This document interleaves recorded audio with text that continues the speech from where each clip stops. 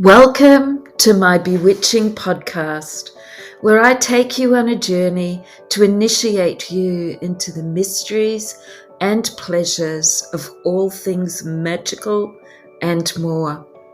I'm Julie Nelson, Rich Witch, botanical perfumer, astrologer, and creator of the Fragrant Oracle.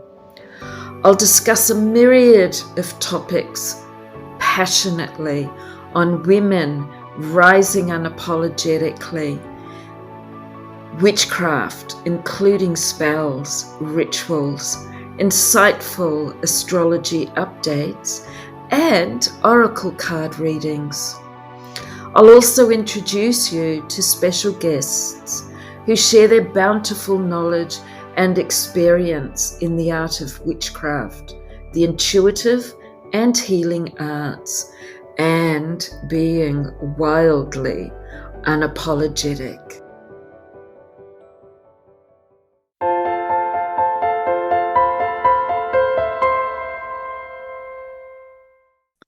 Hello and welcome back to the Rich Witch podcast. This is your host, Julie Nelson, and today I have with me a very lovely lady that I have known for quite some time on social media. We haven't met in person, but I've often followed her work and she pops up often. And she's just written a book, Minding, or is it Mind Your Vibration? Mind Your Own Vibration. Be Unfuckwithable. Of course, that's one of my favorite words. So I'm going to hand this over to Anne to introduce herself, give a bit of an explanation about her why or how, and then I have a few things highlighted we thought we could expand on, and I've invited Anne to read a piece from her book. So I'm handing it over to you now, Anne. Julie, thank you so much for inviting me to have this conversation with you. Yes, I am kind of prolific on social media, so that's how we connected. So hello, everybody. I'm Anne Aleckson. I am a mystic. I call myself a modern mystic, and I give a voice to the power within, creating transformation at the physical, mental, emotional, and spiritual levels through the vibrational frequency of the spoken and now the written word, so that high frequency change makers just like you can be and lead the change that you came to see in the world. So, and as Julie mentioned, I've recently launched or about to launch my book, Mind Your Own Vibration, Be Unfuckwithable. And it actually tells the story of my spiritual awakening, the first spiritual awakening I had, and the wisdom teachings that channeled through me in that moment of my spiritual awakening, and how I've spent the last 10, 11, 12, 13, about 14 years just learning them myself, just really embodying them and teaching them to my clients and helping them, all with the end result of becoming what I call unfuckwithable. I love that word too, Julie. Becoming unfuckwithable. And what I specifically mean by that is being able to hold an incredibly high frequency of peace within your own self, so that nobody and nothing, nobody outside of you and nothing that's going on in the world can actually take you out of that frequency of peace. So you're not going into fear around what's happening in the world, or what you're being told the 1% is doing to the rest of us, or even that person at work who annoys you.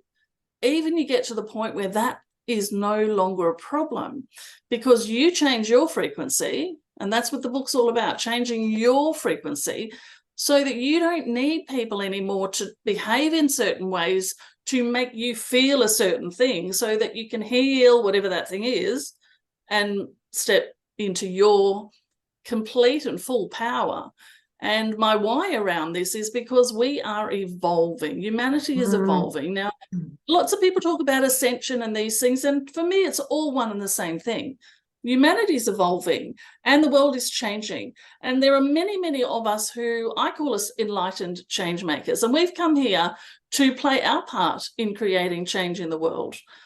And we have to become unfuckwithable. So in order to do that with our full power, there are so many of us. And this is my journey to go from a disempowered change maker who really wasn't having any effect on the world or even on my own world. And I've taken that journey from that to the point where now, yes, I'm ready to step into the world and drag all the other enlightened change makers along with me so that we can do what we came to do, because there are so many of us who haven't yet got to a place where we can stand in our power and do that and say, I'm an enlightened change maker. I'm here to change the world. And this is what I'm doing to do that. I love it. So I wouldn't necessarily consider myself a light worker or, sorry, whatever you just said then. I was totally listening, but now I've forgotten. That's okay. It's my own expression. I made it up, and I call it an enlightened change maker. All I mean by that is that you are here to create change in the world. So you're a change maker, and the enlightened part is simply that you know who the fuck you are. Yes.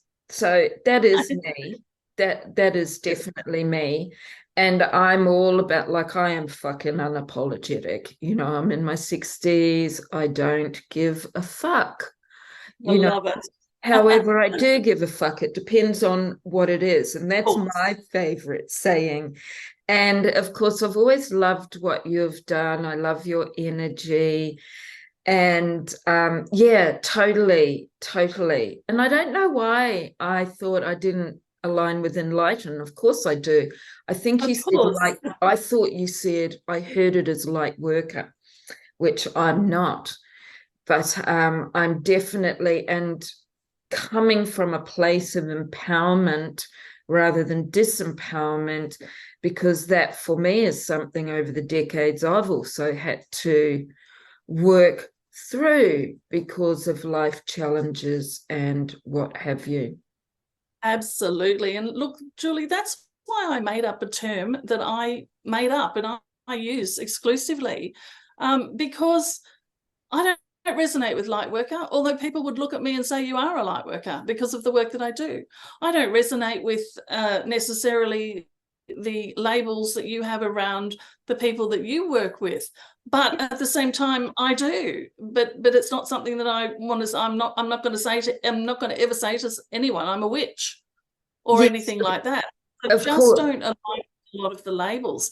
But the fact of the matter is that if you've come to create change in the world through whatever the heck innate abilities you have, whether that's as a witch or as a light worker or as a psychic or a medium or whatever it is, if you know that you have change to make in the world, and I know you do, that's who I'm trying to that's why you need to make up words, right? Because otherwise people will separate themselves by labels, and we're all, there are groups of people, certainly on social media, that we're the this many light workers and everyone else is excluded, and that's just playing into the game that's already being played. We're all connected. We're all one, in my personal opinion. It's and I hear what you're saying about labels, because I don't like labels, but the funny thing is I don't think calling myself a witch is a label. Isn't that interesting? And I've had people say that to me before, and I've thought, I have never thought that it's a label to me personally. And it's a lifestyle. And I love the word, I guess, too. I love the word. And me being my little rebel, I have to admit that I like seeing how people respond. Labels are good for that, right? Yeah. To differentiate yourself when you specifically want to, and these sorts of things. But my point is that whether you're a witch or whatever label you call yourself, if you're here to create change in the world, and there are people out there who just simply call themselves coaches, Yes, even marketing coaches who have a change-making mission. We're all the same. Every single one of us is evolving into our light self. I'm not going to say light work self, into our light self, our true self. And so this is everybody is an enlightened change maker when they're ready to step into that mission. On some level, yes. And it's different for all of us. And I actually talk about this a lot, where I say every time I go through something, I know that I'm evolving, and I use the term evolving because that's what I believe I am, into a new level of me. And it keeps going. And frankly, I hope it does keep going for the rest of my life, because I become better at being me for the good of all and everything that is. And I do believe we're all connected.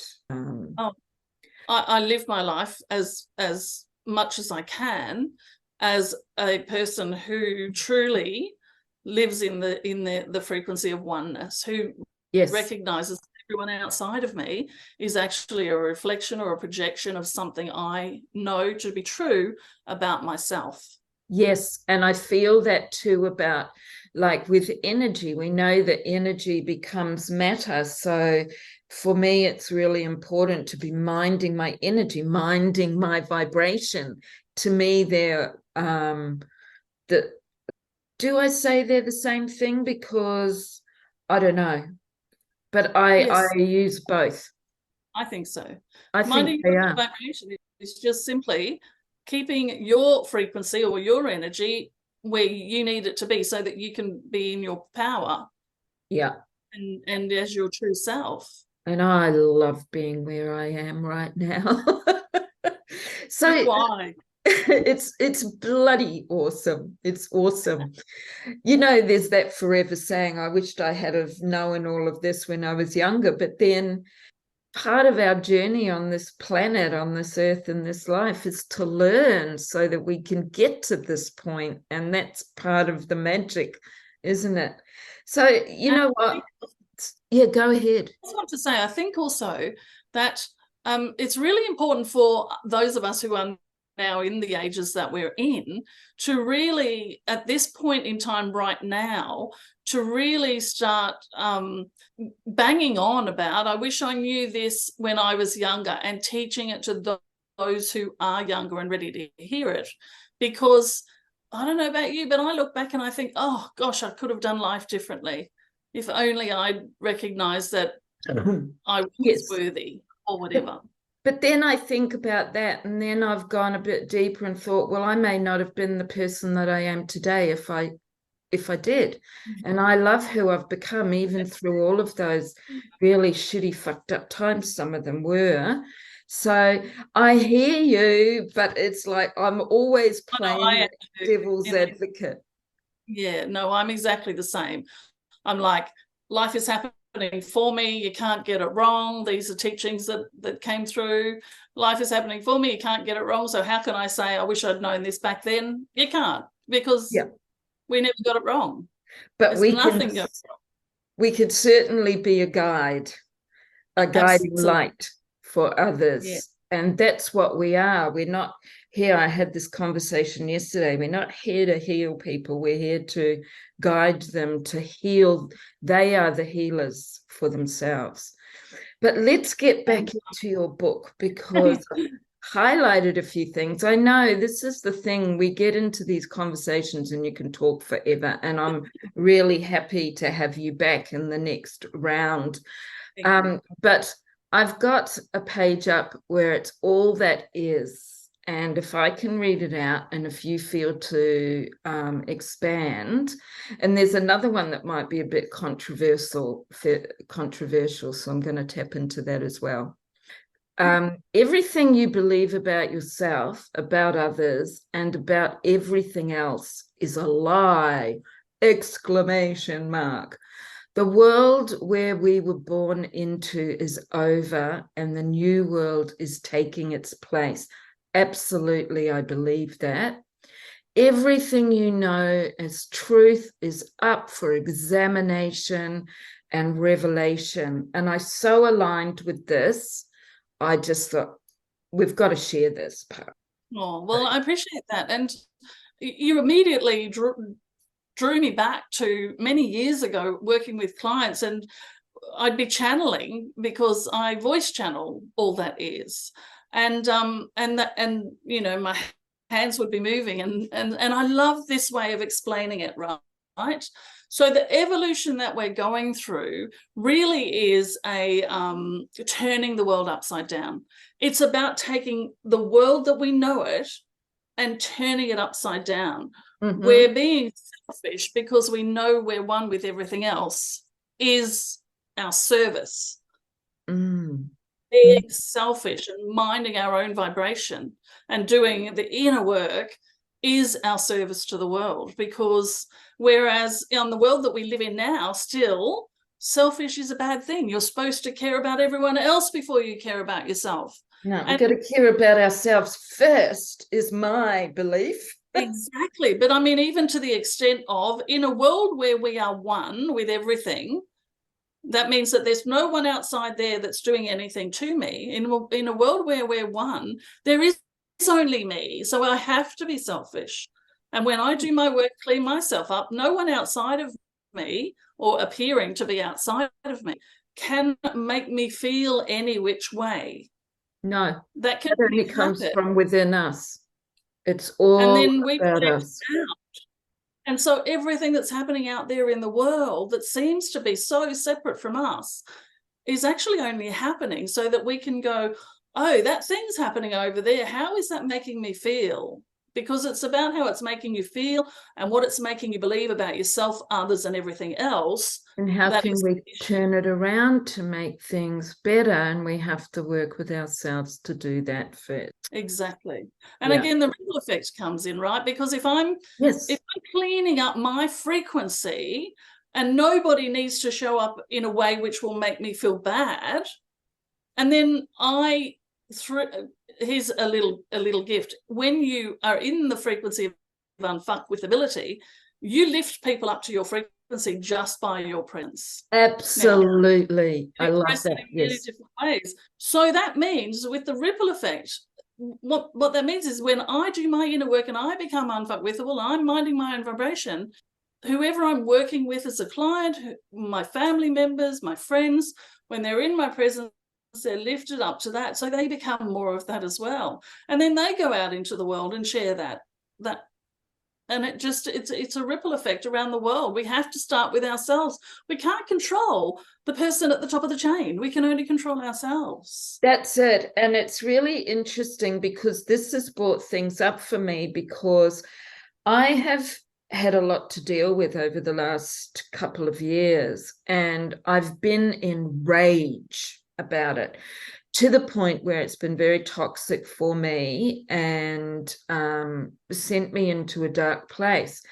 And no matter what I've been doing for myself, it's been really hard to come out. And I'm good at the moment. I go up and down because I've been in the thick of some of it, and it's just made me so angry. And I know there's a part of that anger and fear that is really good, because it's made me take action. And I've ended up, I spoke at a gathering up here in the mountains called Politics in the Pub, and it was about homelessness and women, and especially my age is the biggest group of women that are becoming homeless on a weekly basis. And I've had so many issues around this that it put me into fear. But what I did was I don't know why I'm saying but, however, I went in and I got up and responded to an ex-council member's conversation. And I don't need to go into it because that's not why we're here, but I responded very diplomatically in my Libran way. And I got invited to speak with our local MP, have lunch with her down at Sydney Parliament House. And that was so unexpected because I'm not a political person. And but then it made me think, well, you know, I want to be really strategic about this. I'm not going to go in and whine and whinge about what's going on. It's how can we make a difference? How can we be a voice for these people? So I just wanted to share that. I love that. And that's the change, it's just one little tiny bit of the change that you're here to contribute. And your experience that you've been going through has put you in that position to do that. And actually, this talk has reined me in because being a person that feels everything, feels people's energy, and I know how, I've learned how to discern between mine and other people's, but sometimes it can all get messed up and it can affect me emotionally. So I'm very, very aware, and I have to work every single day to keep myself grounded and connected on earth. And but I was getting into that rage where I was angry. It's like, I feel helpless. I can't help the world. And I went on this thing within myself. And it was really good because, I was drawn to go to this meeting. I have the opportunity to be a voice. I'm going to be strategic. I've got people supporting me with it so that I can be. And it's amazing. Actually, you can't do it all, Julie, and we all want to help. And of course I can't do it all. And I suppose a part of my rage was because so many people turn a blind eye or they bury their head in the sand, and that really fucks me up. But I've really had to rein myself in. So this has been quite amazing timing to go through this with you. Fantastic.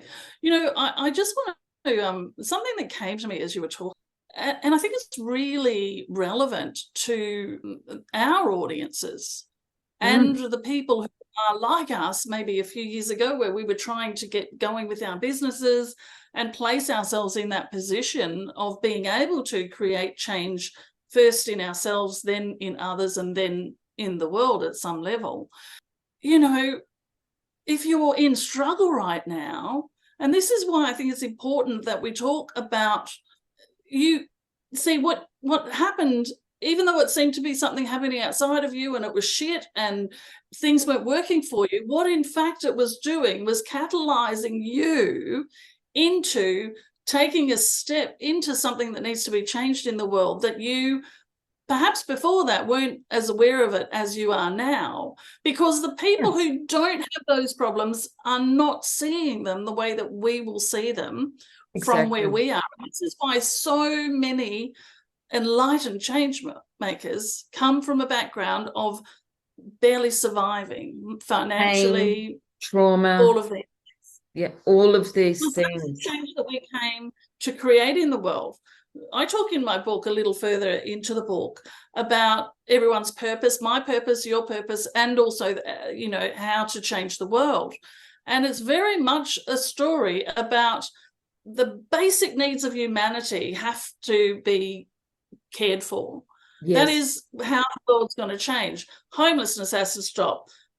Kids not being fed has to stop. Kids being sold has to stop. All I don't think it's controversial, but all of those things, if we look at Maslow's hierarchy of needs, all of those things at that base level, basic needs, that has to be something that is taken care of collectively. And it's not being taken care of right now. That is, and it's not, because we're in the breakdown before the breakthrough. Yes. So we have to just keep going through it and keep voicing. This is why so many enlightened change makers, all of the spiritual people, all of the people who are about consciousness, this is why there was a huge awakening in 2020 when America locked down, all of them started meditating. There was no mistake here, because nothing ever goes wrong. It's a part of why I'm doing my podcast as well. Sorry, I didn't mean to interrupt. No, that's perfect. Exactly. because we can have a voice. We're not going to be controlled on what we say, because that is just not going to happen. And it's about being open to people's experiences, explorations, and how they got to here today, and how we can individually work. And it starts from the self. And that was one of my biggest lessons as a mother, because I don't know if you know, but my daughter was born with a life-threatening condition. She was diagnosed with a second one at 6 months. She nearly died several times.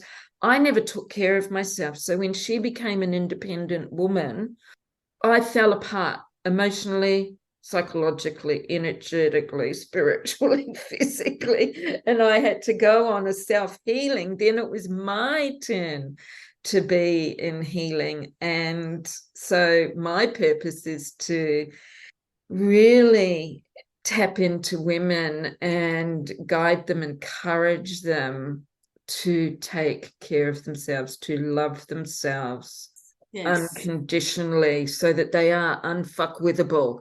They fucking rise unapologetically. That's what we're here for. So yeah, absolutely. I get excited. So I have another life is meant to be easy. Well, I'm going to say that my life hasn't always been easy. There are lots of easy moments in it, but man, I've been through some shit like a lot of other people. So life is meant to be easy, and what we experience in life is not supposed to steal our inner peace and cripple our power. So before I hand it over to you, I just want to say that whenever I have gone through something, it's just been so hard. But 30 years ago, actually 35 years ago almost, I read a book called Feel the Fear and Do It Anyway by Susan Jeffers. It's an oldie. It's a great book. It wasn't hyped up. And the thing I took away from that most of all was that no matter what we do in life, any choice isn't wrong, because we always have the opportunity to learn and grow. And so that helped me with going through challenges. And so I can turn around and go, even though that was really hard, oh my God, look at who I am now, and look what I have now.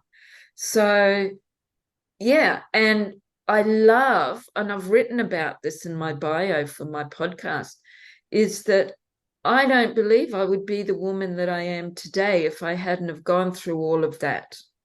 And I love who I am. I don't know who I would have been. No, and I feel exactly the same, right? And I want to kind of expand on that a little bit more, because I love what you're talking about, and that's what happens once you truly step into your unfuckwithable power, and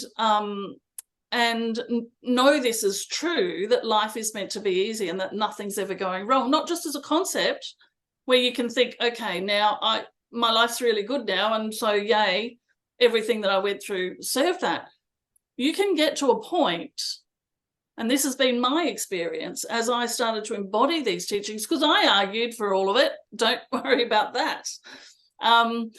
You get to a point where, as you're going through the thing, there's a whole different level of knowing that this is meant to be for whatever reason. And sometimes you can even know what the reason is. And, you know, the catalyst for me writing this book, finally, after 14 years of wanting to write it, even having the title for it for at least 9 years now. I get that.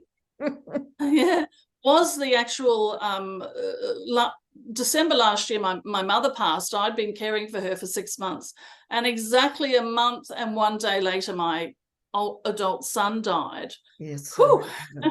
Which was horrendous, because I lost the woman that made me a daughter, and I lost the child that made me a mother, and I felt very lost.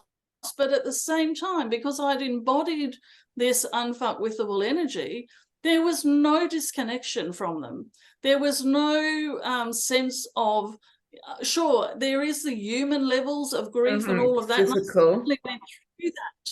But I feel like I know that he came to me in a dream one night. So I woke up and I sat and I had a conversation with him, because there was a chapter in the book I didn't want to share, because it was about something that happened to me as a child, which, because I wasn't healed from it as he became an adult, he karmically has lived that out. And the reason that, not the reason, but some of the karmic reason for him leaving 2 sons behind is because that was his greatest fear, based on the trauma that I had as a young child. And he told me that. I didn't know that. He told me that and said, you must write about this because it's very important to the book. So therefore I couldn't have written the book until after. Yes. Because he wouldn't have known you as a living human being. Yeah. He would not have known it. Yeah. You and know? I'm seeing you. Besides the fact that I can see you on camera, I'm seeing you. I get it. And absolutely. And that's what I do. When my mum died, I still have conversations with my mum, and it's been like 16 years. But she comes to me in my dreams, and often when I'm driving, and we have conversations, and I know she is with me. And yes, I want her in the physical form sometimes so I can have a physical hug, because I'm a hugger. I love that touch. Yeah. But it's really, really powerful. And thank you for sharing that. Just a little quick thing. So my mum gave me her car before she died, because I was caring for her and I was driving her everywhere, and she couldn't drive anymore. And so I have her car, and every time I get in that car, I'm absolutely certain she's sitting in the passenger side, which is funny. But, one of the hardest things about my son dying was that my natural instinct, because it was only a month after, my natural instinct through my grief was to ring my mum. Yes. So every time I was grieving my son, I would go to pick up my phone or whatever. And so that really was a very hard thing to go through, the two of them. So she was my number one person to pick up the phone and have an emotional conversation with. So that's what we do as mums, and that's what my daughter did, and I did with my mum. And that was one of the biggest things. And I always used to think, gotta call mum for Christmas or a birthday, and think, what are you doing, Julie? She's not here, so just talk to her. But when I've been in really difficult times, it's like, and I've often said to her, I just wish you were sitting next to me, mum, and she is. But it's like, I always desire that physical form. Yes. I have something else here too. We might go over time, but this is really good conversation. So I'm going to read this part. You may want to expand or may not. You are one with all that is, and I truly believe that. And of course, I know you. And all that is leaves nothing out, which is a really good little nugget. Now that you are ready to truly change the world, you must first change yourself. So this is what we've been talking about. Become the change you want to be. Become the change you want to see. I really love this, because this is what I preach. Become the change you want to lead. Become one with all that is, at one with Source. Unite your physical self with your non-physical self, and you will change the world. You have asked and it is given. Fuck, I love that. And it's yeah, and it's probably nice for somebody else to read it back to you. But these are words that I have used over the years, and that just goes to once again prove the collective and how we are one. And exactly. This happens sometimes. Do you have anything you would like to add to that? I have one more thing after this, and then you can. I don't have anything. I think that that's part of the. There's a chapter which is just the entire channeled message that came the teachings are downloaded into me. And that's just the in part of it, I think. So I think it stands by itself. It says it all, doesn't it? Here's another bit before I go into the last bit. If it was true that I was born perfect and all that is taught me, and yet I felt broken, imperfect, and wrong, then what happened to me that got me to this point? Like, for me, it's like, well, we are all born perfect, but is there such a thing as perfect? And everything for me in life is a lesson, it's an opportunity, it's a possibility for my growth and my evolution. Exactly, and there's never anything wrong. I mean, if you weren't a perfect being, there would be things going wrong, or there would have been things going wrong. But all that is actually says you were born perfect and you haven't changed yet. That's exactly what they say. I love it. And it's just simply a reminder. You see, what I've now come to understand through these teachings and through doing this work is that it's not about healing all the wrongs. It's actually about allowing ourselves to remember who we truly are, because all the wrongs just fall away. Yes. Absolutely. And you step in. And it's a practice. Yeah, it is a practice. It's a shedding. It's transformation. Oh, look, I'm going through this. We'd be on here all afternoon. I've got so many bits. And what I might even do is perhaps we come back for another chat, because I think this is really powerful. Because I've got quite a few things and I'm aware of time, but there's one that really I have something to say about this, and it will be really good for us. Where is it? Okay, I don't even need to go to it, but I have a different thought around this, and this has come in the recent years, and it's about forgiveness. Like, when we can forgive, it is not about forgiving the other person and what they did or condoning what they did. It's about setting ourselves free, or I can't remember your exact words, but I have, yeah. So what I want to share, and I fully embraced that for many years, many years, but I've had a few things come to me that through my daughter and through myself, and really processing that. Whereas, you see, I don't believe in forgiveness anymore. What I believe is that it's important first. So forgiveness is there, but I think for me now, I don't like to call it forgiveness. It's about acknowledging what happened and accepting it to be able to move on. Because as a mentor and a practitioner and as a mother, I have experienced people that simply are unable to forgive because they just can't, they just understandable. Yeah. So for me, which is really powerful and was very empowering, because I always did the forgiving stuff and now I feel I don't need to. And I guess the first step is acknowledging that it happened and accepting it in order to be able to release it. Now, some may call that forgiveness.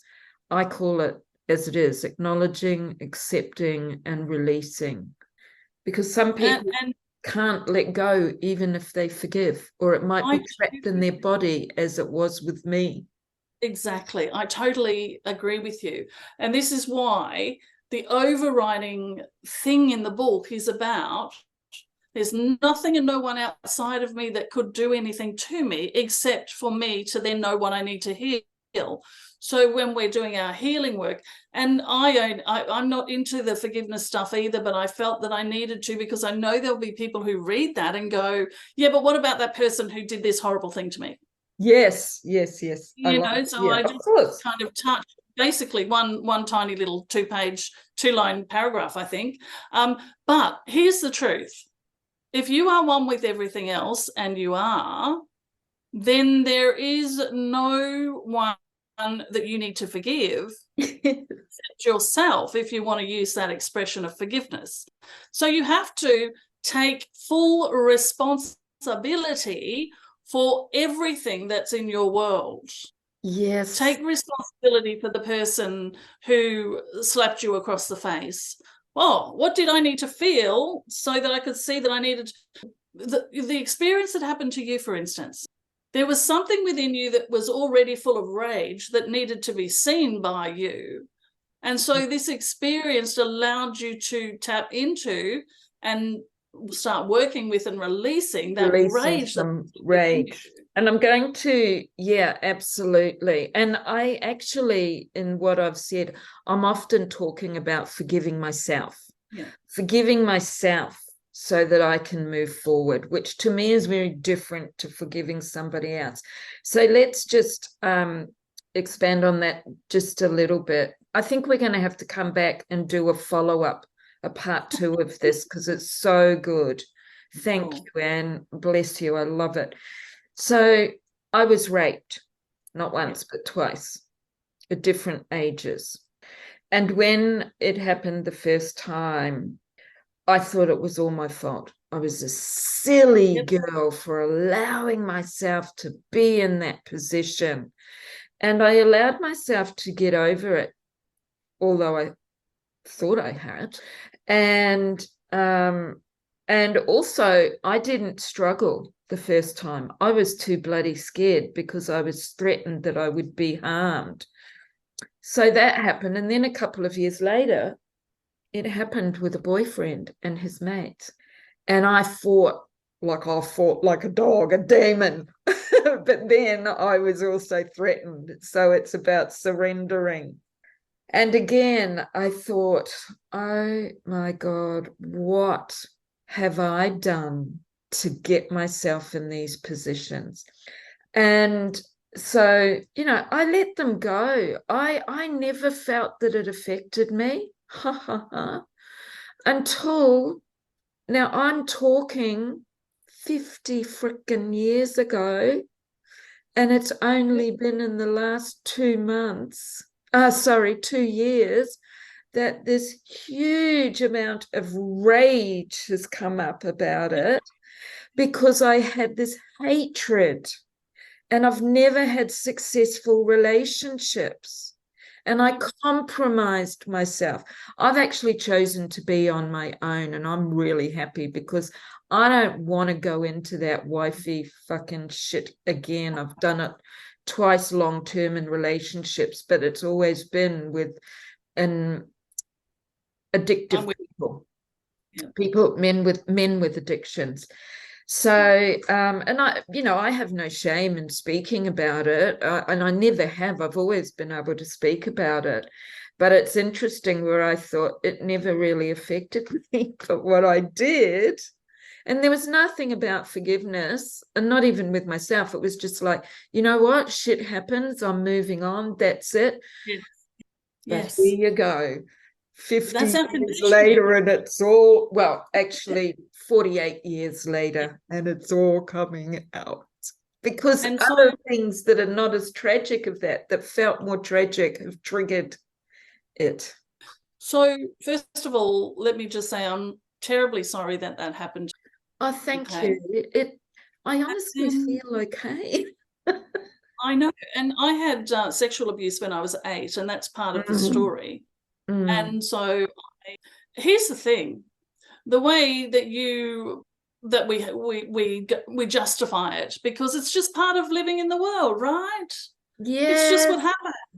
Well, and don't make a fuss about it, because you're not supposed, all of those things now. But here's the key: you read the first section of this book talks about this, about how every single moment of trauma, and for me, trauma is subjective. It can be little trauma or big trauma, but in fact, it all is exactly the same. Yes. What happens is, with every moment of trauma, you feel an emotion, but you suppress the emotion, and you make the moment mean something about you. Yes. And then because you don't breathe as fully as you normally do, that becomes stuck energy in your energy field, in your emotional body and in your mental body. And so what that then does, and this is the true law of attraction, what that then does is those two, that stuck energy is magnetizing to you people and situations that will make you feel those things so that you can release them, because we're not supposed to carry them.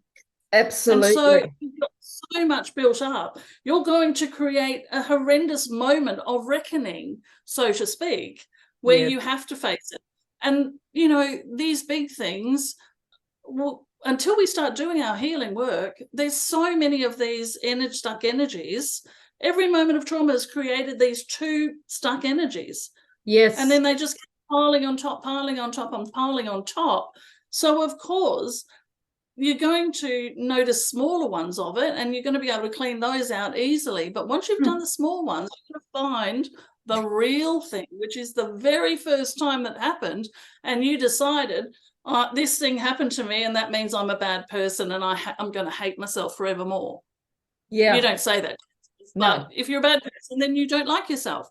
So you go around creating more moments of, treat me like you think I'm not likable, treat me as though I'm not lovable, keep rejecting me, keep treating me badly, because I need to feel that energy. And instead of ignoring it this time, I'm going to go in and fix it. Yes. Over and over again until it's gone. Well, I honestly believed that I didn't know it was all stuck there. You know, I thought that over all these years and all the healing I've done, that it was done. But, and it's interesting because this has been lasting quite a while. And I've actually been in trauma counseling, and I've even, like, I sit there and laugh and think, oh my God, like, because I get it. Like, it's all decided to come out. It's all about embodiment, right? We all know these concepts. We know that we should do our inner work. We know that, you know, the way we really feel about ourselves. But here's the thing. Well, do we even really admit to ourselves what we think of ourselves until we have to? Absolutely. I agree. Like, I honestly love myself and the woman I am.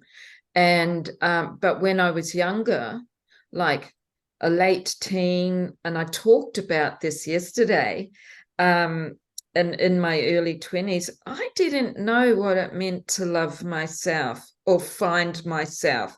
I thought, how the fuck do you do that? What is that? And of course, because I had been raped as an older teenager, I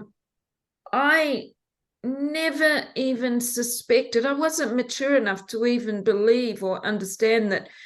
I thought I was unlovable because of the abuse that I dealt with. I just thought, that's me, you know, and it's so complex.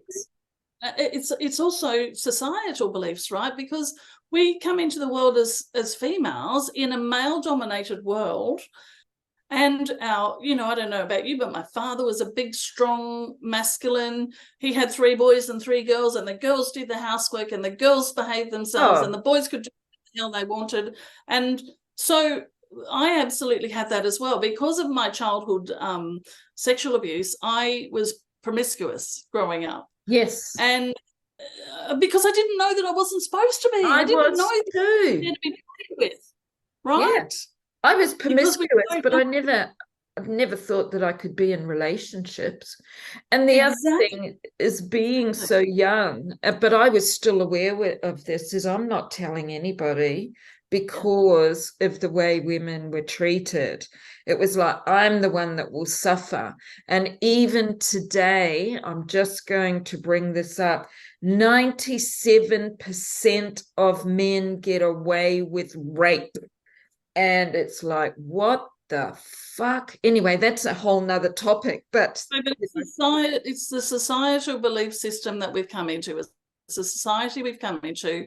There is this whole belief system around sexuality, feminine, masculine, males and females, and dominance and submissiveness. And the whole thing is just But this is what's changing. I mean, it's been happening since the 60s, like, right? Yes, of With course. the revolution and all of that, and it's continuing now. And so we get to drive that now. And this is the important thing about women our age speaking out. Absolutely. And this is what I think too. We're changing this. We are a voice. Exactly. And I've often said to people, this is like a repeat of the 60s and early 70s, but there's more of us and we're even stronger. And we are starting to, once one person speaks out, another feels the courage to do the same. Yes, absolutely. Oh my gosh. Change it. Yeah. So, oh my God, what a conversation we've been having. It's fantastic. What I'm feeling, I was going to get you to read an excerpt, but if you're open to it, how about we do a part 2 and I'll put them together? I'd love to. That would be, because this is a brilliant conversation. Honestly, I'm so grateful that you've written this book. It's powerful for us to get it out there. It's powerful to have these conversations. I am so grateful to you, Anne. And for our people that are listening to this, Anne's contact details will be in the show notes, as well as how you can get this book. Yes. And mind your own vibration. I love it. And be unfuckwithable. It's fucking powerful. So that will all be in the show notes for you to connect in with Anne and get her book. But we will be back. I will organize with Anne and I'll make it a part 2 of this, because I think we've got more to go through, and I've got more pieces highlighted and I can highlight more because I didn't get to the end. Anne, do you have any words to share before we close off with this poddy? Only in as much as saying this to you. When we started the conversation and I was going to read a bit of my book, I was very sure of what chapter I was going to read. And then halfway through the conversation, I don't know if you noticed, but I was flicking through the book to find another chapter that I thought would be even more relevant to the conversation. And so I think next time when we're conversing, I will just decide what chapter will be relevant to the conversation, and fabulous. We'll with it. It might be one of those two, or it might be something entirely different. Sounds fantastic. I know we could have gone down a rabbit hole. I love talking, and there's so much to share and explore with women like you, women like ourselves. So thank you. Yeah, absolutely. Thank you so much. And oh gosh, I'm excited for, let's finish this off another time. And it's fantastic. So thank you to our listeners that have tapped in, and be sure to make your comments. And it's fine to disagree. We can all agree to disagree. I just ask that people are mindful and respectful. And this is Julie Nelson, Rich Witch, signing out with Anne Aleckson. So thank you, everybody, and we'll see you, or you'll hear us, for part 2. Bye for now.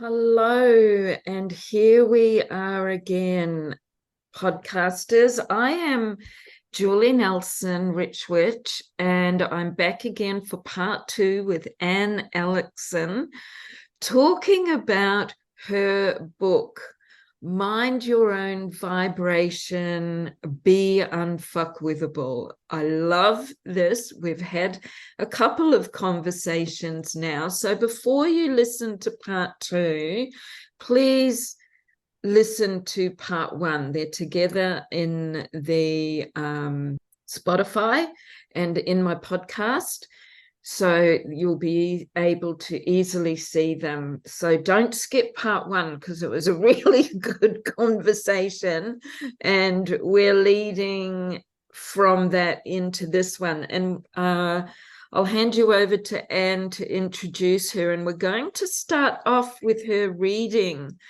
a couple of paragraphs, a couple of chapters from her book, because I believe they're really important chapters and there may or may not be resistance around it. So over to you, Anne.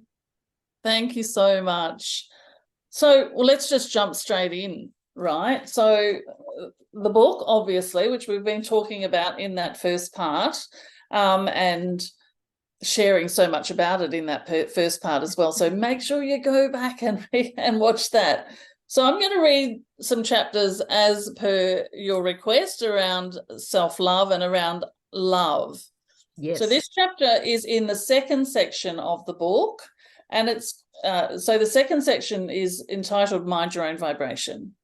First section is Raise Your Vibration, then Mind Your Own Vibration, and then the third section is about taking your vibration with you everywhere you go. That's how you change the world. We'll have to do another chat about that. So this is called All You Need Is Love. And at the beginning of it is just a little couple of words from the channeled wisdom that came through me many years ago. Unconditional love for self and others is the key to your spiritual ascension and your personal evolution. Self-love has become a huge trending topic in the past few years. Bookshop shelves are filled with books on how to love yourself. And if Amazon had real shelves rather than virtual ones, they would be bowing under the weight of the thousands of self-love and self-care books and journals that get created and uploaded every single day. We're all thirsty for self-love. Allow me to take you beyond the current self-love equals self-care paradigm and into the future. You see, we don't do self-love like the others. Self-love is not self-care, although that is part of it. Self-care is a physical manifestation of self-love, as I realized when many years ago I was creating my self-care dare cards and journal in which I dare you with actions to take to bring more self-love into your life. Self-love is also not superficial, at least not at the multidimensional level. There is a particular story that All That Is has been sharing with me and our clients for as long as we've been doing this work together. And I'd like to share that with you here. I wish I could act it out for you. I can't because I've got a book in my hand, as we do for our clients. I'll do my best to express it in written words. And if you want to see it for yourself, you can watch the video. You'll find it on the resources page. It goes like this. We are between two worlds right now, the old world of the third dimension and the new world of the fifth dimension and beyond. The only way to get from the third to the fifth is, of course, through the fourth dimension. Now imagine that I'm holding my hands out and in my left hand is the third dimension world. It looks exactly like the world we're living in right now. In my right hand is the fifth dimension and beyond world, the unconditional love world, a world that I'm going to describe more to you when I share my purpose and the journey All That Is took me on into the future to align with my future self. For now, just imagine those two worlds as you believe them to be. Between the two worlds, there is a bridge, the fourth dimension. Smack bang in the middle of the bridge, there is a door. It's a fly screen door, a door frame with a fly screen. Now, picture you've been doing your inner work, cleaning up your belief systems, raising and then minding your own vibration. You then find yourself walking from the 3D world over the bridge toward the 5D and beyond world, and you arrive at the screen door. There's something that you have to do here at the door before you can move on to the remaining part of the bridge and continue your travel to the 5D and beyond world, the world of unconditional love. Are you ready? Before you can continue your journey into the multidimensional world, you must walk through that screen door. No, not open it or walk through. You must pass through the screen. This is the litmus test to whether you have evolved into unconditional self-love. And because we are all one, you must also have within you unconditional love for everything. Yes, even your enemies. Any aspect of unself-love that you hold within your energy field will stop you from moving through the screen, just as your front screen door stops bugs from entering your home. Now, this isn't a one and done experience when you start awakening to the truth of who you are and start healing your trauma, raising and then minding your own vibration. It's a journey that you take over and over again, traveling on the fourth dimensional bridge toward the multi-dimensions, only to be turned back at the door by an unhealed aspect of you that becomes triggered, or by a belief in anything less than unconditional love and oneness. And that's okay. In fact, it's more than okay. It's exactly how it needs to be for the soon to evolve or ascend new human. Our current human self has lived a lifetime of wounds. We've also lived a lot of joy, and we're not dismissing the good times. When turned back from the screen door, the thing to do, of course, is to recognize that there is more work to do and to go do it, without blame or shame or judgment, but instead with a light-hearted, I'm not there yet, and I forgive myself anyway, that lets you off the hook of your blame, shame, and self-judgment. A multi-dimensional being such as yourself knows that this will take as long as it takes, and the time it takes will be the perfect timing. How could it be anything less when life is happening for you? Do you remember in the innate abilities chapter, obviously, earlier in this section of the book, where I shared with you one of the early voice channelings I did and the experiences I had immediately following that? My hand vanishing like a ghost through the wall of my office, the chat I had with a thirsty palm in my rainforest backyard, and the mosquito I could not bring myself to squash before it could do what is in its nature to do and bite me. In the moment of aligning with all that is, and in the joy felt all around because of this voiced connection, I had been transported into the field of oneness and unconditionality, or unconditional love. Now, that's what awakening and coming into alignment feels like, isn't it? What I want you to know here is not how awakened and enlightened I am, because I'm not always. I'm a mere mortal, after all, just like every other human who is seeking more from their life, and just like you.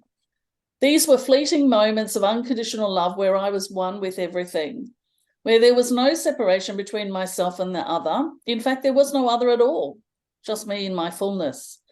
Now that you know how important unconditional love of self and everything else is to your personal power evolution, we can share more about exactly what the unconditional self-love we talk about at the multidimensional level is. Would you like me to move on to that next one about what is love? I would, but I have a couple of things, or if you think they should wait. No, let's go there. Okay, so a couple of things came up that I kind of was chuckling inside, because I embrace spiders, and my next thing, I actually have petted a snake, and I have lived in the country for many years off and on and off grid, and experienced a lot of snakes. And I've decided recently that I really want to befriend them. So that's interesting. However, I'm always saying there's 2 or 3 insects or creatures that I just can't handle. And one is mosquitoes, one is flies, and the other is cockroaches. And so while you were saying that, I'm thinking, oh my God, because very Buddhism, they don't kill anything because they believe they can be reincarnated as any. And I'm thinking, do I really don't like. So I don't kill these things. I try to remove them, but Yeah, sure. So I think we can look at doing things like like in the mountains and places, and a lot of new places that are built, we all have fly screens on the windows and things like that. Thank you. That is so good. So it's about taking actionable steps to reduce these fears, because I often see poor huntsmen get a really hard rap online, and I actually love huntsmen, and I leave them in my house. I have conversations with them, and I love it when they have their babies, and I'm always careful like to put them outside, and I'm always going, no, don't kill them. Spider medicine is really good. And then the other one was like loving our enemies. I try to think that I don't have enemies. So I'm bringing up these things because other people may have these Sure. questions come up. I noticed when I was going through a very, very dark time last year that I was saying hate a lot, and it's a word that I try not to actually use. And I became like, I was conscious of it, but there was a lot of rage inside of me and a lot of fear. It was actually fear. And because I had the self-awareness, I was able to work on it and accept how I was feeling. And it was circumstantial, it was just the way that it was. And it wasn't, I just couldn't, I wanted to control it and I couldn't, right? So loving your enemies, I just want to say, I'm not sure. So obviously I'm not going to be able to pass through that screen door quite yet, but I think I have come a long way. But I'm not sure that I can love people that do the wrong thing, but I can come to a place of understanding why they may have done it. Can we? Absolutely. So it's a journey. It's an absolute journey, right? We have to, as we move towards oneness, you see, in oneness, we have to recognize that that person that we hate is actually an aspect of me. So if I'm hating on another person, I'm hating on myself and I'm doing damage to myself. And so I think that is really what we're talking about. And I use the expression your enemies to make the point. Yes. Because I wouldn't consider any enemies anymore either, because I live more often in that frequency of oneness where I recognize that anything outside of me that annoys me is actually an aspect of me showing me something that I need to clean up inside me. Yes, I love that, because when I feel triggered by something, the first thing I do is ask myself, why am I being triggered?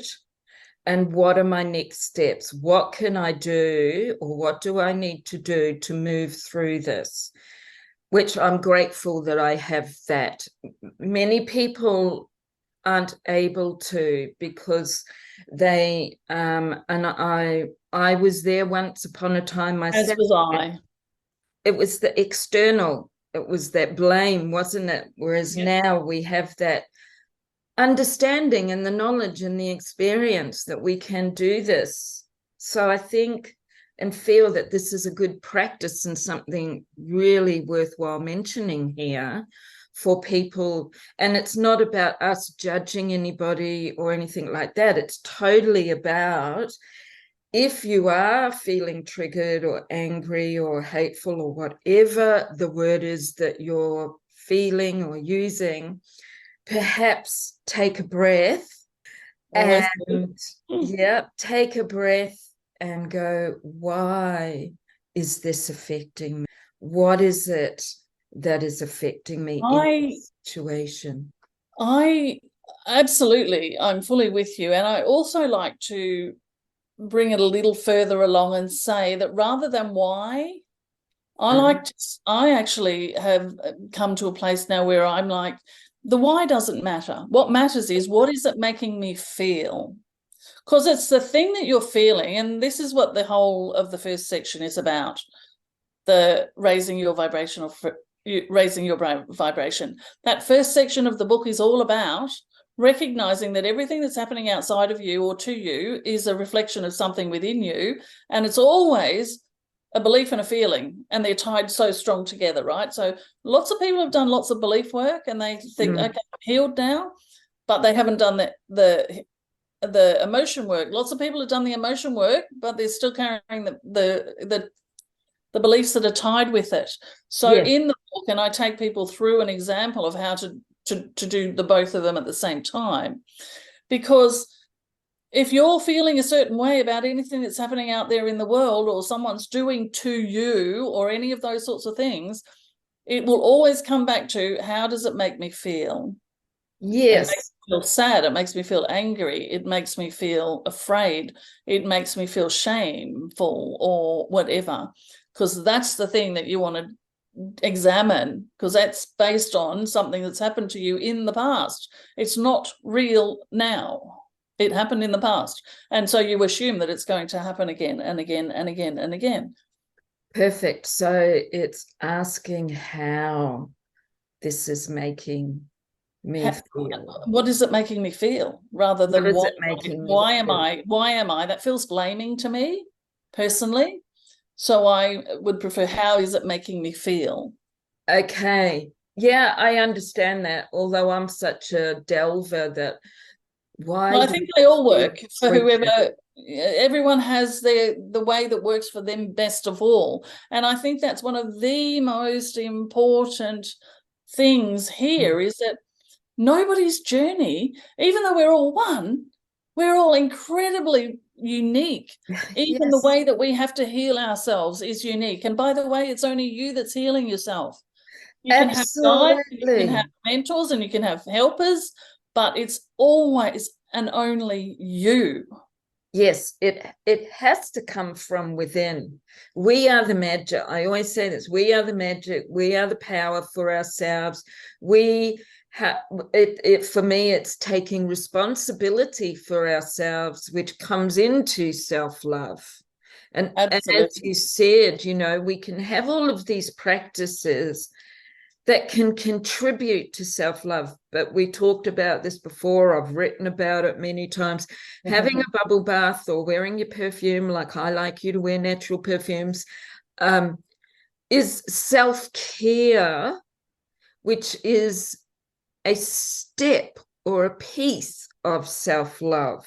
Yes. And what I notice too is that some people will give up, and I often see the eyeball rolling, or I can feel it online when I bring up love yourself unconditionally, and I can say I'm not there 100% of the time. Julie, I don't think people understand what it means. Truly, they don't understand. And that's actually the perfect place for me to read the next chapter, because Yes. I talk about that a little bit. Okay. So this Yes. is, but what is love? Yeah. And again, I'm just start the chapter with something that was shared with me in that initial awakening. If you seek love, first be love. Do you know what the opposite of unconditional self-love is? Let me tell you what all that is has shown me over the years, as I and my clients were being guided to take that walk over the fourth dimension bridge into the multi-dimensions. Contrary to what you probably think and believe you know to be true about love, self-love, and being unconditional, the opposite of self-love is not self-hatred or self-loathing, although those can certainly be symptoms of it. Rather, all that is, and I call it unself-love. It's a much more subtle word and frequency, isn't it? To someone who has not heard it before, it may be hard to grasp, and at the same time, it's simple and it's uncomplicated. Unself-love, like every word, thought, belief, and idea, holds a frequency. Unself-love is a subtle frequency, exactly what it needs to be to get the point across and to shift not just your perspective and frequency, but your actual way of being. If you've ever had, I won't read that little bit, that's just about my work. It's energy frequency gets into your body and your psyche. You hear it and feel it through every single cell in your body, even if you sleep through it. It changes your personal frequency and your very way of being. I've had people in my group channeling sessions fall into a deep sleep as soon as they find a seat and sit down, to then wake up with no remembered idea of what has happened or what has been said, who then subsequently find themselves acting more consciously in their lives and taking actions in their lives that they've been procrastinating on for years. Unself-love can be as subtle as that. Just like the trauma we've talked about earlier, your version of unself-love can be something big that you do that keeps you out of alignment with your true self and your dreams, such as smoking cigarettes or taking dangerous drugs when you know your physical body is suffering from these actions. Or at the most extreme level of subtlety, it may be something little like one of those teeny tiny split-second moments in time where you don't even really notice that you're beating yourself up for having done something wrong or failed in some way. I'm talking about you here, an awakening, evolving human being who has made a conscious decision to transcend your human limitations and become all that you can be by raising your frequency to align with your higher self. You are the physical manifestation of the creator of it all. God, universe, source. You are one with all that is, which leaves nothing out. Life is happening for you. You can't get it wrong. It's only your perception, which is created through your past, that would have you think anything else. As you clean up your past and ascend into the future through your attention and full presence now, you will come to know this more fully. Until then, borrow my faith in who you truly are. When you bring your focus and presence into the now while keeping a third eye, so to speak, on the future, become aware of those moments where you beat yourself up for believing that you are less than what I know you to be. In that moment, I want you to do something for me that will lift your vibe back up and allow you to release those subtle unself-love blocks that keep you running back and forth between the current world paradigm and the self-love screen door of the fourth dimension. You're going 5D and beyond, my love. Here's what to do as soon as you become aware that you're doing an act of unself-love. That is anything that is in opposition to the truth you now know about yourself through the teachings of all that is. Number 1, channel Britney Spears by singing or saying, "Oops, I did it again." I love it. Now, if you get my age pop culture reference, that should have made you smile and you would have felt your energy immediately lift up, right? And number 2, and then say, "And I forgive myself anyway." Yes. Oops, I did it again, and I forgive myself anyway. And number 3, then make a conscious decision to immediately do, say, think, or speak out loud the opposite of your unself-love words, thoughts, or actions. If I were you, I'd go all the way right back to the beginning of the book and within the introduction, find the channeled teachings of all that is, and I would read through it. I've highlighted some key pointers to who you really are and how life operates when you remember and take steps to becoming the fullness of your ascended self. Choose a couple or all of the pointers, or just copy out the whole page and keep it with you for easy reference. You'll also find a printable PDF of it on the book resources page. Okay, now that you've learned the best way to raise your vibration without putting a smiley face sticker over your traumas and instead healing them retroactively and also as they happen, and you know what to do next to mind your own vibration and take yourself into the next dimension, the dimension where you truly are the creator of your own reality and where the now version of you gets to align with the multidimensional future you, and you are showing the truth of your reason for being here, the meaning of your life, if you will. And that leads into the purpose part of the book. Take your vibration with you. I just love that. And of course, I did chuckle with, "Oops, I've done it again." So I'm sorry, I can't sing. It's the funniest thing, right? Because that came through me when I was channeling for a client and we were talking about unself-love and showing them where they were doing these things to themselves. And that's what came through, channel Britney Spears. And every single time I said it in the months after that, people would have that experience of it lightens your energy straight away because it's such a silly, funny little thing. But that came through from source, from all that is. Love it, love it, love it. And I'm going to pop a couple of things in here. That is why I work with the power of perfume, because, and I get people to, like clients, to experience it. Even if you imagine that you're smelling your favorite scent, notice what happens to your body. You start to relax, your shoulders will drop, you'll smile, it feels good. So a music, energy, smell, yeah, it does. It raises our vibration. And then it's about keeping it there. And of course, we said that we can't stay there 100% of the time. I think if we did, we wouldn't be here on the saying that. I wonder what it would take for us to stop saying that. Well, do you know, as you said that, I was thinking that. I felt you glitch a little bit for a second. I did, because I was thinking, why are you saying that, Julie? Because it doesn't have to be true. But then I thought, if we were, would we still be on this earth? I believe so, yes. And I go into that in the book about in the next section of the book about purpose, and my purpose and your purpose and the purpose of all of us here is to become what I call enlightened change makers, which simply means a light body, a light being in human form. Love it. Okay, so I just love this Oh, I've got conversation. tingles. Yeah, it's fantastic. And then you mentioned something about forgiving yourself, oops, I did it again, where that self-talk or something that you do that might not be for your highest good. And it's something that I learned just over 30 years ago, was to catch that. And what I would do is flip it into a more empowering statement rather than disempowering. And I, again, when I was going through that very dark time, I really struggled to pull my knowing and knowledge up, and I'd be going, yeah, I know all of that, but it's not helping me right now. Yeah, So I'm no, sure other people are experiencing that as well.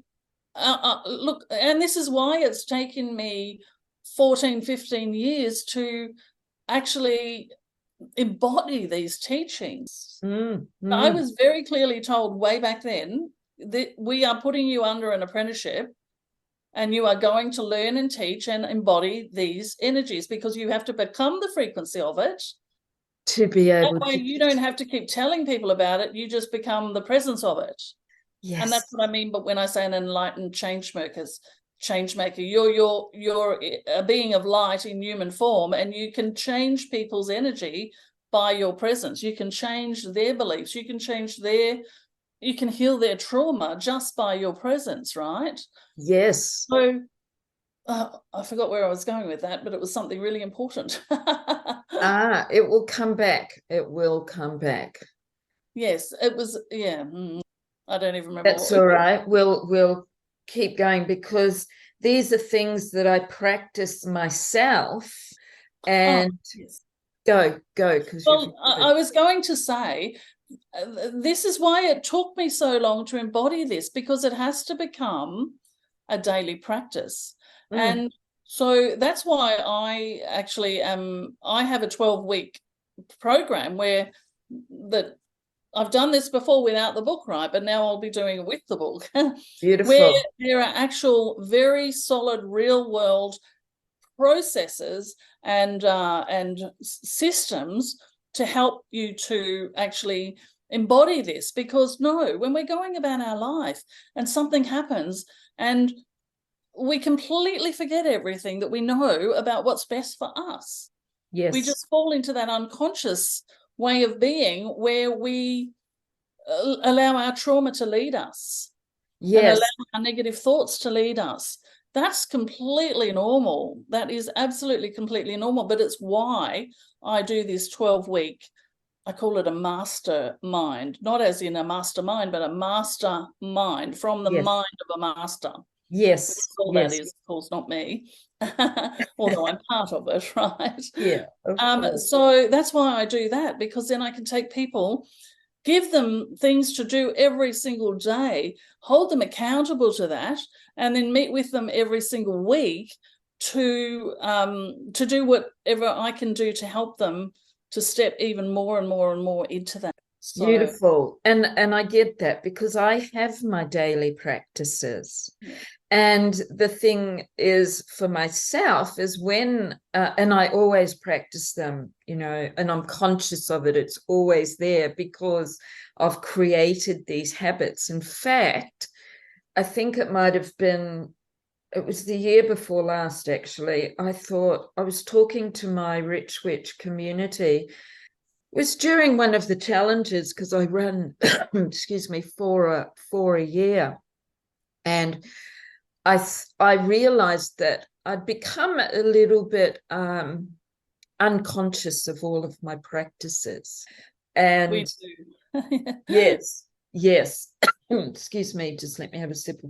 And so I brought my consciousness, my awareness back into it, because they were so automatic for me that I was not connecting as much energy with them as I could be. And so that's something to do too. We don't want to be on automatic pilot However, we want to be consistent. Consistency is the key to so much of us manifesting what we desire. Julie, it's how they taught us to be who we were, or who we, it's how they teach us. This is how you get to live in society, and you conform to these things. And until we get to a place where we realize it's not working and start unlearning it, we don't know any better.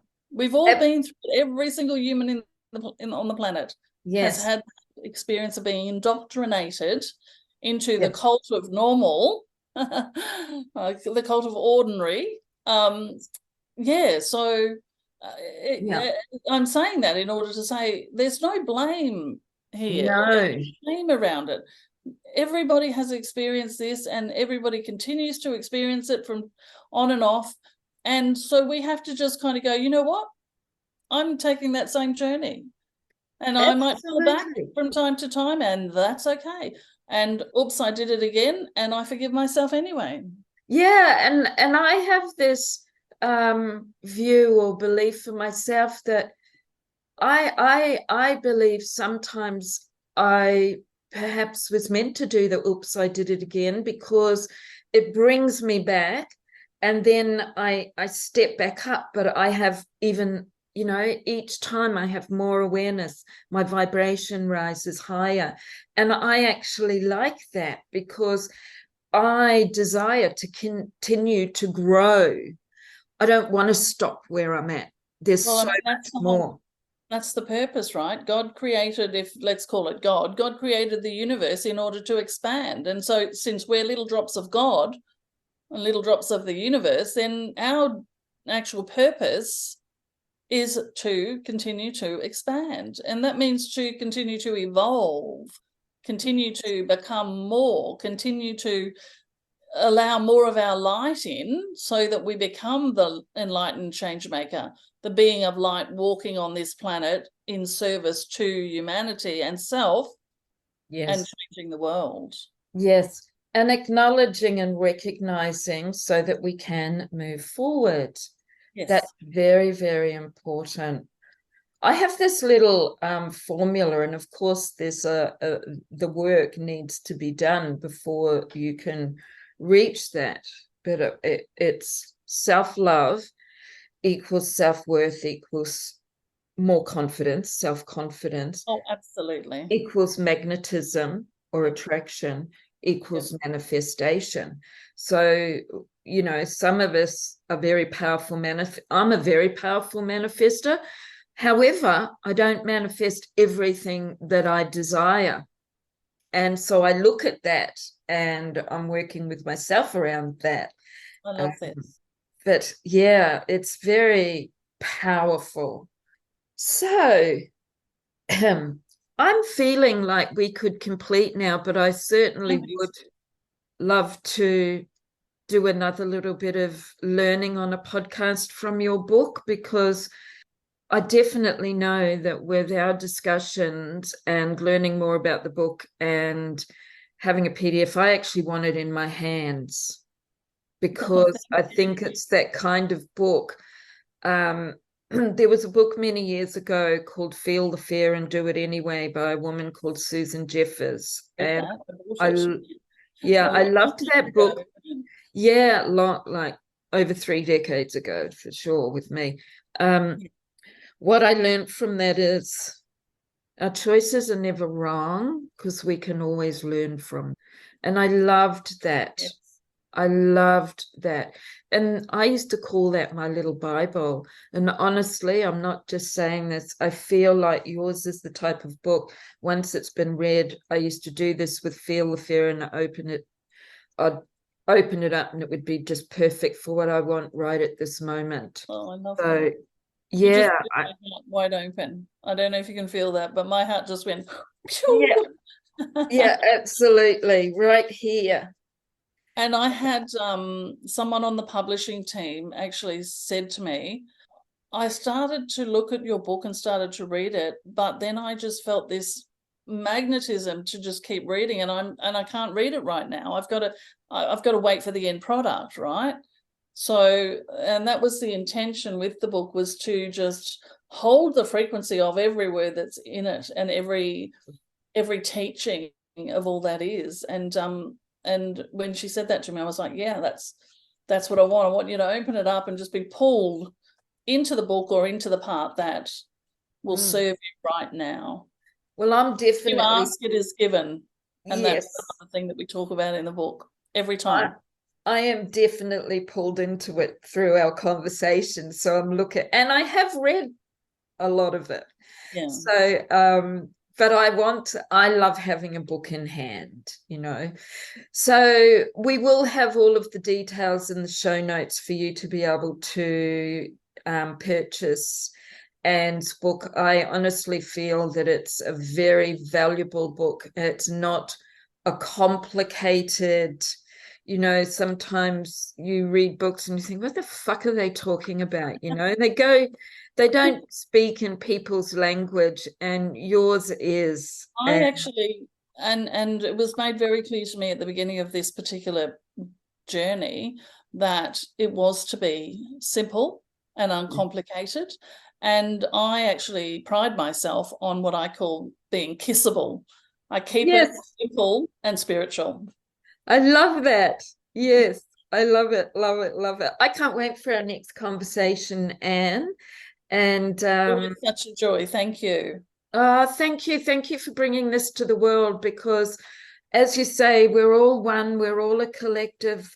Let's raise each other up. And I know a lot of people say that, but I'm sure they mean it, but they kind of don't take the action. So let's work with this all together, because we're all making a difference. I can't wait for you to read the very last chapter. I think you will truly, truly get the whole thing. I'm sure I will, but now I've got to make sure I don't jump.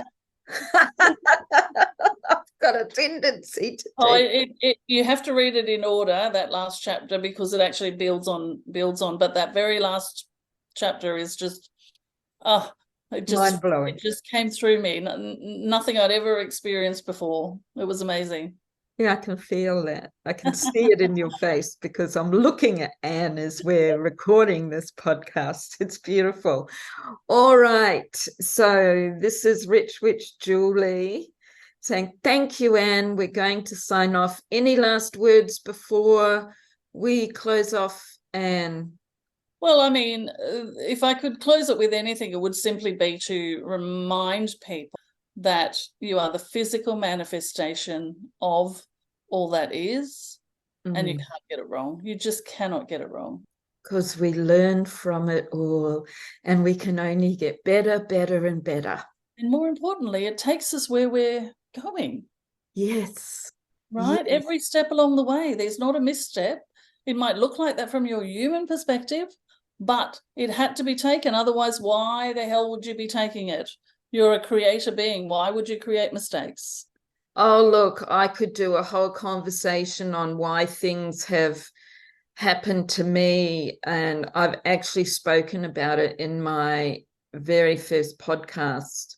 And I can't say I would have asked for it and consciously gone and looked for it. But what I love is that I am the woman that I am today due to those circumstances. And I think we did touch on some of those things because of the experience that I had with the death of my son. Yes. First episode. So go back and watch it if you haven't yet, or listen to it if you haven't yet. Yes, you must, and then come back to this one. So sending magical blessings to everyone. And again, thank you, Anne. And I look forward to bringing you our next podcast, listeners. And be love.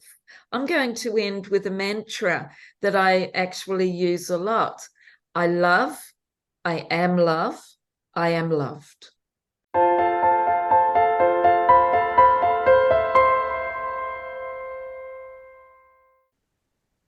Thank you for joining us on the enchanting journey through the realms of magic, mystique, and self-discovery.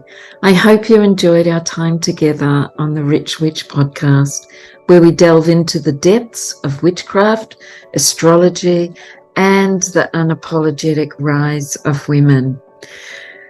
Please subscribe, rate, and leave a review. And as we wrap up, I encourage you to carry the wisdom and magic we've shared into your own life. Embrace the power within you and revel in the beauty of your own unique journey. Stay tuned for more magic, and in the meantime, stay curious and know your magic is a gift to the world. Blessed be, beautiful ones, and remember, the magic is always within you. This is Julie Nelson, signing off.